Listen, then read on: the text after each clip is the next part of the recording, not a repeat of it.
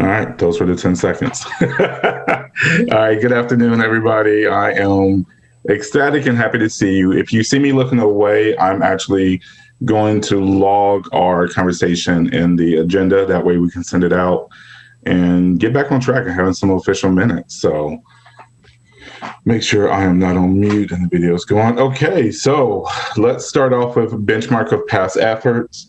We have received a couple of requests of something that we may want to look into as the advocacy committee. I asked for more information. It was local here in Athens of seeing if we want to direct our efforts or our skills or our talents to start a writing campaign, but I can't remember what the exact subject was. But like I said, I did ask for more information so I can share it with the whole committee and so we can gauge on whether or not it will be worth our efforts to go forward. It wasn't anything time sensitive, so it is something that we can talk about offline and bring it back to the committee and then announce to the whole commission if we decide that we want to go about that or go about this business as well. So that's been the only request that I have received, and I would ask you all right now, have you received any requests of the other committee to say this may be something we may want to look into, or have y'all received any suggestions on anything local or countywide that we may want to look into, or do you have any interest right now on anything that we may want to direct our talents towards? I have not received any request. I also have not received any requests. Okay. And I think that's something that we should probably strategize going forward. It's one thing that the commission knows that our committee exists. You know, I don't know how many people outside the commission knows that this committee exists, that we may be able to advocate for, you know, for any assistance they may need, or if they're just looking for somebody to stand with them in terms of advocating for any certain change. Unfortunately, we may get some requests with the recent snow that we've had and just some of the sidewalks not being cleared, things of that nature. It's going to be interesting to see if we receive any feedback from that. But I am open to ideas on how do we engage both the commission. The commission knows we're there, so I'm not too worried about the engagement level with the commission, but the overall community on who may be able to ask for assistance, ask for or request our help, but how we may be able to have a positive impact on the community.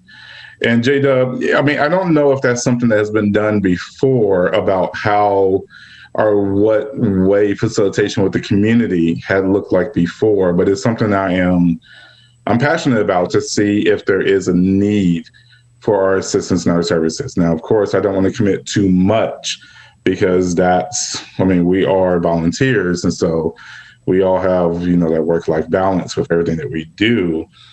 But I'm not too sure, JW, if you can tell me if there has been I don't want to say a good relationship with the community, but a symbiotic relationship, I guess you can say, with the community. I don't know. My sense is that this committee has had sort of fits and starts over the years. So since I just joined it last year, I'm still as new to it as you are, Sly. Okay. So maybe Noah or maybe like talking to Davey might give you a better sense. My sense is that they were just glad to sort of get it back going again. But I don't know what the history has been. Okay. And I can appreciate that. I think that, you know, with any committee and with any members, and because we are volunteers, you know, our balance can come and go. You know, as I'm starting chapter 4 of my dissertation, you know, like my sanity, you know, is a lot in the morning and less in the evening, you know. So I understand how it may be like a game of green light, red light, you know, and that's something we really can't control. You know, that's something that we really don't know what the world is going to throw at us at any given week or even a given month. What I would like to put some effort towards, and not today, but I will put this in the minutes. And Noah's here. Hey, brother, nice to see you. who's working on a story to share with this group. See, Noah brings stories. I always appreciate Noah and everybody else. But one of the things I would love to put some thought to, not today, but I'll put it in a minute so we can. I'll put it in a minute so we can take some time and think about where we can go. Is what type of, like, how can we engage with the community? What type of resources may we need, whether it's on the website or whether it's on a social media page, but what is a way that they can interact with us, send requests or ask questions or anything of that nature, or even for us to give feedback to the community, in terms of the work that we're doing as well. So I will put that in the form of an email to put that out to all committee members, those that are not here today, to give some thought to it. And next time we have a committee meeting, which we'll talk about in a little bit, we can bring some ideas to the table and say, here's where we can go forward. Hi, Sly. I just want you to know I entered the meeting by phone and not Zoom, unfortunately. This is Anna. Hey, Anna, how are you? I'm okay. I have my son in a car with me, so not the ideal meeting spot, but I'm doing my best. Right. That's good. Not driving, are you? No, I'm not. All right. No, I'm not. All right, so let's move on to new business. One of the things that was a little bit all over the place, to be honest with you, over the last couple of weeks, that kind of stunted our meeting structure was when we were going to meet. And the city had us down for the first Tuesday at 5 p.m. And I believe that's the original idea that we had. And I think that was the original idea that we had, to see if that was available if that was an available time slot. And of course, that communication was given in the fall semester. So, we've had the winter break, we've had a new year, and some of our schedules have changed as well. And so right now we're on the docket for the first Tuesday of the month at 5 p.m. from 5 to 6 p.m. I am going to open up that discussion to see if that is still feasible for everybody. As I sent out the request, I received the majority that said, that's good for me, we can still go on and proceed. But I still wanted to give some more further thought for everybody to check their schedule and just ensure that this time is everybody. For transparency's sake, when a committee is meeting, a notice needs to go out at least a week before. So the agenda, the minutes, and all members of our committee will be notified. So we were a couple of days late last week. So I put it out on Thursday instead of the Tuesday.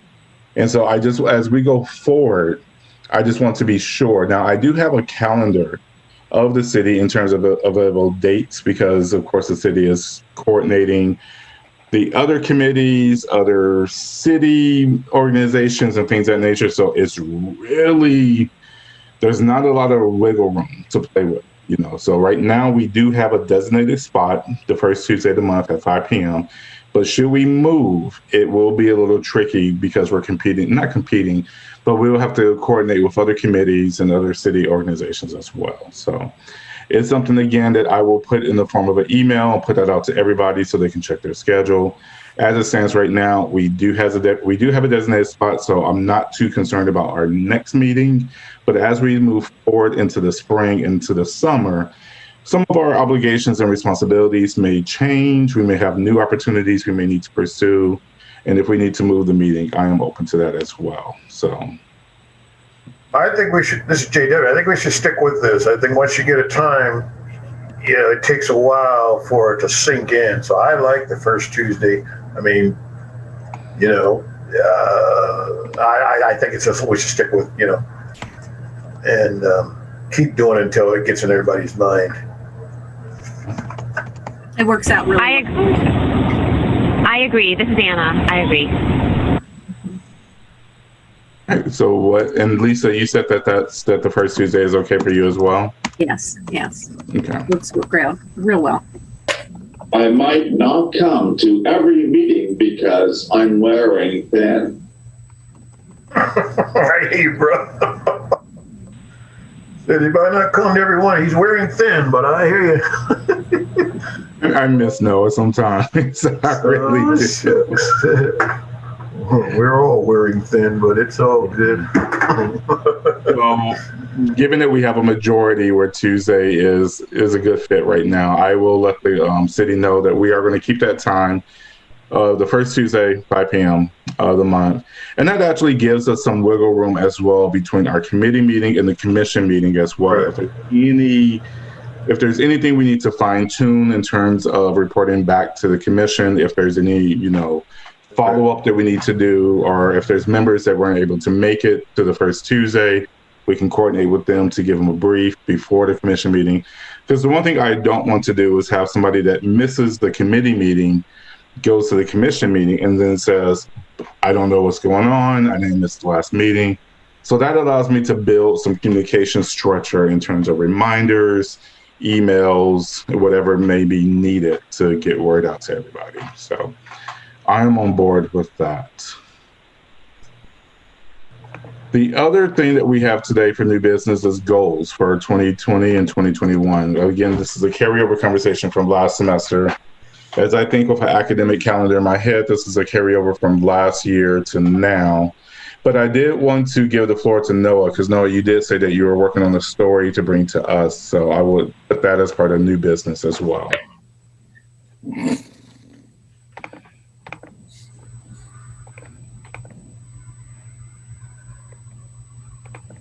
Also, I don't like to share this, but I hardly get any paying clients through my business.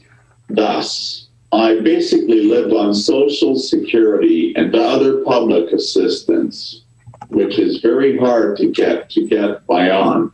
But anyway, I didn't make enough money to even have to file 2019 taxes. This being the same case for 2020. Well, for some reason, I didn't get the last stimulus check. So I did research and found out that I won't get my $600 until I file my taxes. It seemed right to me. I think this committee should explore as to why some people with disabilities who don't make enough to file taxes didn't get their last stimulus check. That's a good issue. Wow. Yeah.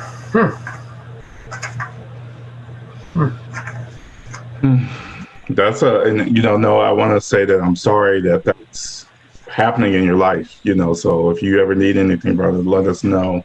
Both as a committee, as a commission, as a community, we want to support one another. But it's a great topic you're bringing up, and a very timely topic. One of the things that we are, for some people, celebrating the new transition to a new presidency, a new administration, and talks of stimulus and talks of stimulus packages. But then there's also a worry with a lot of people, and we're going to focus this conversation on the communities of those that identify as having a disability, but also for other communities such as low income, single parents. It's a big conversation piece as well, because there's a lot of talk, but then there's a lot of worry on the fact that I may not receive this assistance because of circumstances. So I think it's a great thing for us to look into as a committee. I think that we are going to see a lot of commercials around this time for tax season and tax time. And the only question that I really have, I think it's a worthwhile venture. One of the questions I have is, how do we, again, this goes back to the earlier conversation of what tool or what mechanism do we have in place for the community members to reach out to us and say, hey, Noah, you have this mechanism because you're a committee member and commission member. But for that person that may be down the street, for that person that may live off of Court Street, that doesn't know that this committee exists, I'm curious to see, how do we engage the community to really find out, the majority, if this is happening to the majority? Here's what I think, Sly. I think that one of the bigger things I want to propose to, but I think next meeting, we should have a guest from the Social Security office join us, 15, 20-minute presentation or whatever. But before that, whether it's you or me or whomever, we should try to do some digging and maybe talking with them so that their presentation either comes to further inform us about this issue and bigger ones. Yeah, that's what I think. And then I want to propose another guest to be with us in the month of April, too. Okay, Jada, I'm going to table your next guest so we can just massage this through. I think that's a great idea of seeing if we can invite them, or even to set up a meeting between myself or if any other committee members wants to talk to a rep to making sure that they know who we are. We want to know who they are, but also talk about this larger issue and larger topic that's going on. I will volunteer to start the knocking on their door, whether it's virtual or, social distance. Because I think they're right off of State Street, correct? I know there's an H&R Block office over here near me on Richland as well. Okay. So I'll knock on some doors and there's probably a couple, yeah. But when I used to have the National Federation of Blind chapter down here, every year I would bring one of them in so we could know what kinds of things we needed to know as people with disabilities. And I think this is a pretty serious issue. I think I've heard it before, but I've heard mixed messages about it. So some people have talked about getting their stimulus without filing taxes, others not so much. So I don't know what's what.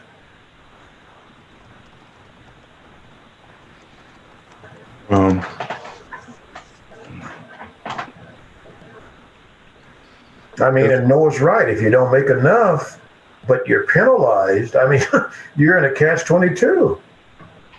And to be honest and to be transparent, this isn't Columbus, this isn't Cleveland. I mean, this is Athens, this is Southeast Ohio, and so I'm pretty sure that this is happening to a lot of community members as well. Absolutely. And so maybe it's something where if we are able to get some transparency in terms of the numbers this is affecting, maybe this also becomes other committees as well leaning in to support this. Absolutely. To support this venture. We are the Advocacy Committee, but this may also fall along the lines of the Communication Committee or even Education and so forth, So I'll knock on some doors. Exactly. And hopefully by the time we have a commission meeting, I can have an update, and then I can send further updates via email to everybody to see if we can get somebody on the docket for our next meeting for February. Yeah. Lisa, what are your thoughts? I think that's a great idea. I really like having the special guests come. And I'm assuming that, or maybe we should send out an email or something to all the, not businesses, but like maybe the school systems and the Athens County Board of Developmental Disabilities, the university, maybe just to let them know that we're here again as a committee. Yeah. And we're looking for That's good. we're looking for ideas and what people might need us to work on their behalf. That's good. Cool. Yeah. Just like Noah did. I mean, thanks, Noah. That was wonderful. Like JW said, that will help a lot of people, I'm sure, in Athens County. Yeah. Well, and I want. This is Anna again. It feels weird not being able to see you guys, but I know we've talked about this in a previous meeting about, again, what our purpose is, because there's a lot of organizations that work for people with disabilities and advocate for them, and so it's our mission to inform city council policies and laws that will affect Athens County, like from the vantage point of people with disabilities. Like, so whatever we do as our activity, is it to inform the city council so that, through their legislation or whatnot, changes are made at the local level? Or are we just some kind of ad hoc, form of advocacy on whatever topic comes our way? Sorry, my son is laughing in the background. So that's my only question of where do we not reinvent the wheel that someone's working on, and what is our link to city council and the rest of the community? In my mind, it's yes and yes, Anna. It's so we do that. Also, our role is to bring issues to and people who need our input to the city council. But also, in my mind, we need to be here as representatives for people in their various parts of life, whether it's doing an IEP or doing a job search or they've been discriminated against. Our committee should be an advocate for them in terms of legal issues and all of that. In my Got it, yeah. Because I've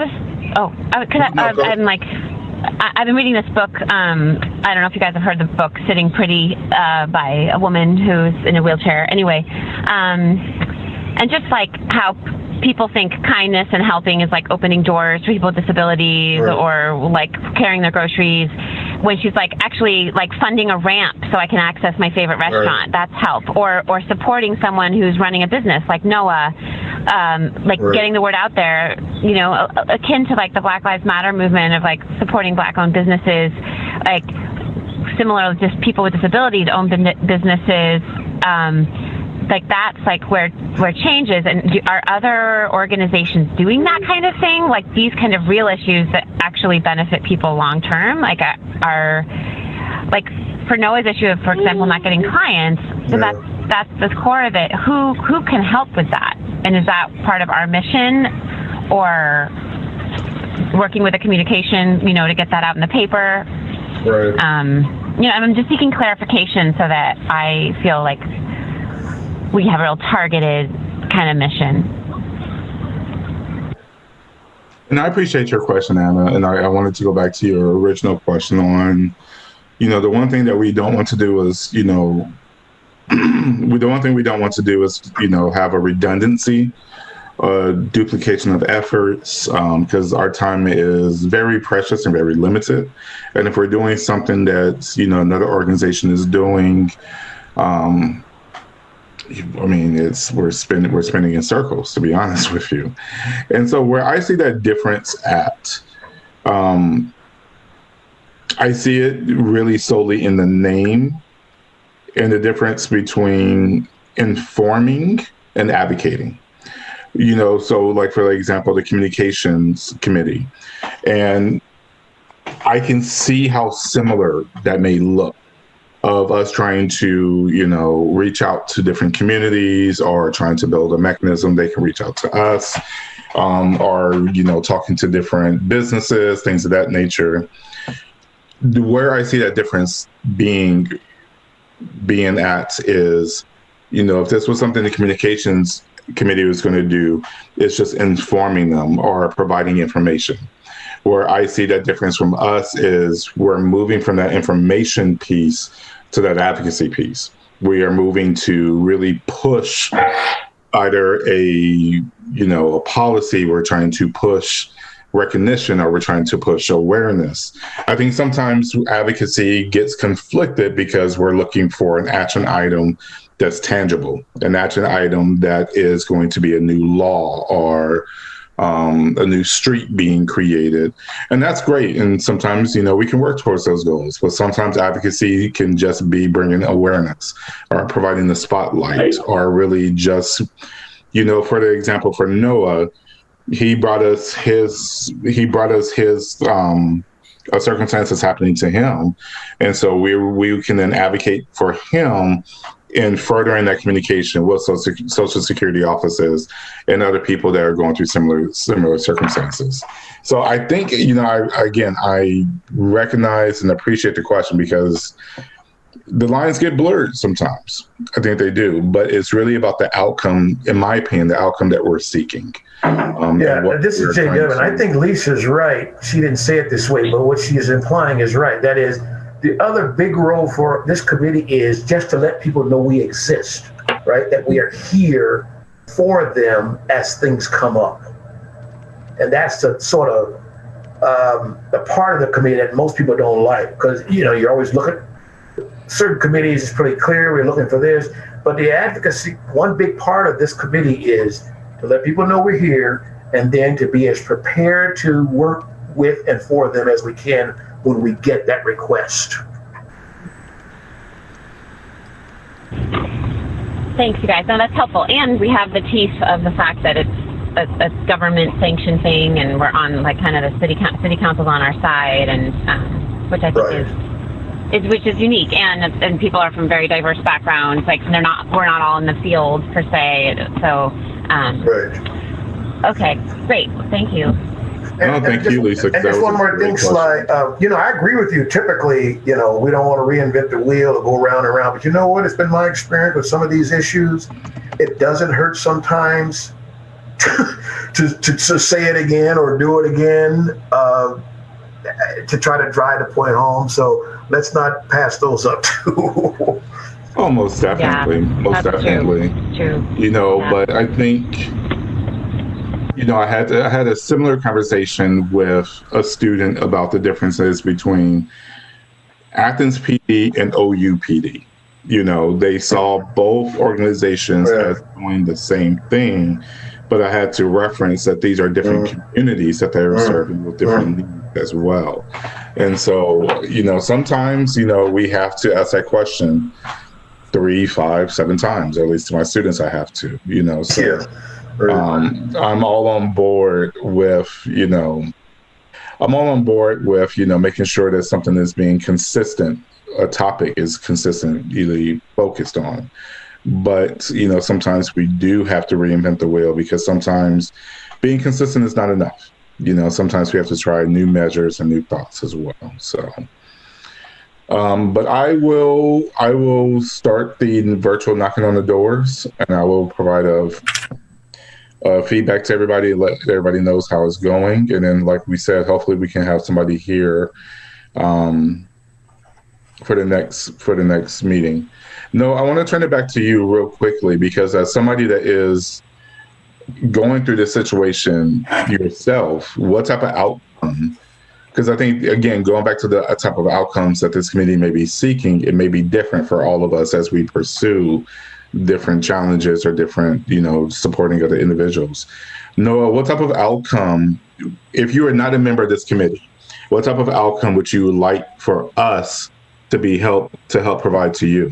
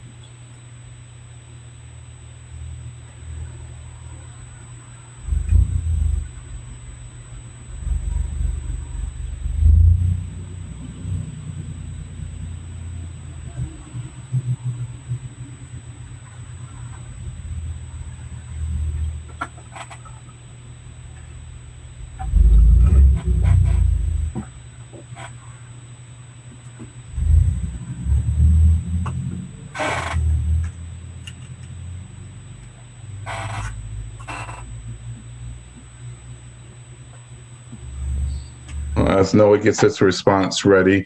JW, you also said that you had an idea for another guest speaker as well. I'm on a committee with the lady who is one of the lawyers at what is called Ohio Legal Rights, and they do legal advocacy and work for people with disabilities in Columbus. I think we should strongly have her in April or May to really tell us about the organization and what she does. She is excellent. And do you have contact information for her as well? Okay. Well, but I'd like to wait till next month to make the ask. And we can I think we should give her, a good 20, 30 minutes for us to really take advantage of her knowledge. But her name is Allison McKay, and she's on this governor's council with me. She's fantastic. All right, so I'm going to put in our minutes a possible tentative invite being sent out mid-March. Yep. Representative from Ohio Legal Rights. Absolutely. Fantastic group. And I don't think a lot of people with disabilities knows about that group. It's all free. Like if you have a problem or an issue with your any aspect of your you can call them, and if they take your case, I mean, they're your lawyer. They're really your advocate. They used to have someone that worked for them in an Athens office. Or is it just in Columbus now? I don't know. That's I don't know either. I don't think there's anyone down there, but I'm going to ask Allison. That's a good. Thank you. I'll ask her. I got a meeting with her next week, so. It's been years ago, and things have. Yeah, I don't think it is, but I don't want to say till I talk to her. Yeah. But she's great. To make sure everyone in the community is getting their extra money that helps us out. Make sure everybody in the community is getting the money that helps us out. Is his response. Thank you, Noah. Going back to, this is still part of new business, and in addition to goals, are there any other speakers? Is there anybody that you feel the committee feels may be able to, I don't want to say give direction, but be able to provide additional tools, additional skills, or just a different perspective that we may want to invite in to the committee, or any that will provide resources to us as well? If there is, and I don't want to put everybody on the spot right now to say everybody suggests something, but if you do want to, if you come across a different organization or resource, definitely, send it out to everybody. What I can do, instead of trying to remember to type everybody's email in, I can just create a listserv email name for our committee. That way everybody can just type in that email address and it goes out to everybody.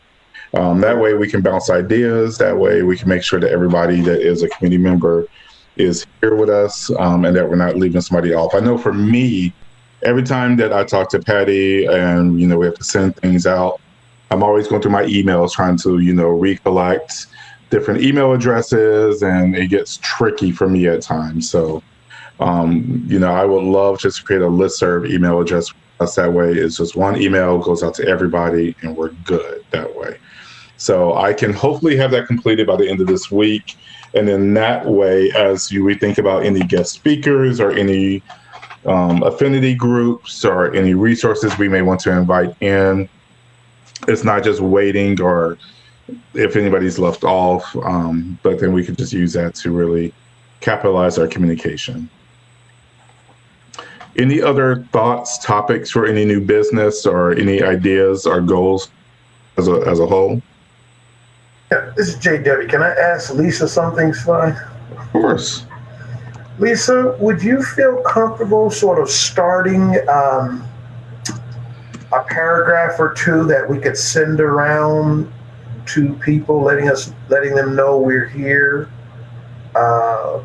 sort of reintroducing ourselves as a committee? Yes, I would be fine with that.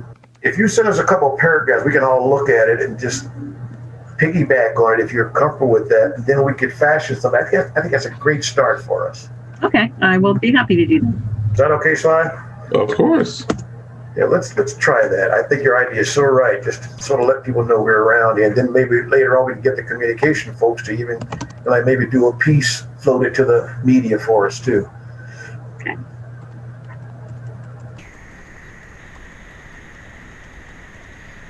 All right. I thank you, Lisa, for volunteering Sure. to do that. Right now, we have no action items, and so I will open up the floor for any announcements of any programs or anything committee related, because I can make announcements about my nieces for the rest of the night. But any announcements we have about our committee or about anything that we would like to share. Not so much an announcement on my end, but for me, I guess it's a personal challenge for me. One of the things that I saw on Twitter last night, as when I'm not doing anything, I roam Twitter. Nike created a new shoe. I don't know if you all read or heard about this. It's a hands-free shoe and I could send the link out to the committee, where you step into the shoe. And with your heel, the shoe locks into place. And then when you need to take it off, you basically press with your other foot, you press a button on the shoe, it unlocks, and you can step out of the shoe. And I found it interesting that a lot of the feedback from the general population over the shoe was they were calling people lazy. They said, "Oh, the people are so lazy, they can't tie their shoes. Oh, they're so lazy, they can't just, bend over and lace up their shoelaces." And there was a lot of uproar on Twitter last night about the privilege of able-bodied people and how ableist this seemed, where a lot of members on Twitter said this shoe would be great for my 14-year-old niece who is disabled and, needs shoes. Or for people that just don't have that ability to tie their shoes. And the idea actually came from a 14-year-old young lady who wrote Nike and said, "Can you please make some shoes for me, because I can't use shoes that you regularly make?"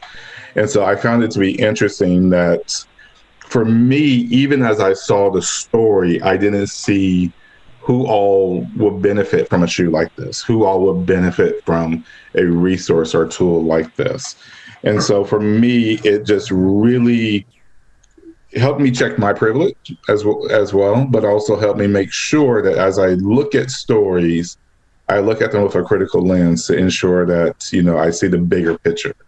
I saw the shoes, I was like, I don't think I'm gonna wear those because I wear a size 14. But then actually hearing and reading other people's testimonies on how the shoe can affect and bring positive change to people, I'm all for it. And so for me, reading that yesterday, then having our meeting today made me really energized to see you all today and talk about the topics that we did talk about and cover. So now this is on Twitter, right? But if you see any story about it, send it out, because I'd love to see the story. And I think it's the kind of story where those of us who are differently able should definitely chime in, and because I'm one who prefers maybe not necessarily shoes like that, but shoes. I'm lazy. I don't like tying shoes. I can do it. I've done it for years, but I like slip-ons. And when I go to the airport, I prefer that. So I would love to counter any stereotypes now, like you said, any ableist kind of. I would love to counter that. That's the kind of stuff that's wonderful to counteract.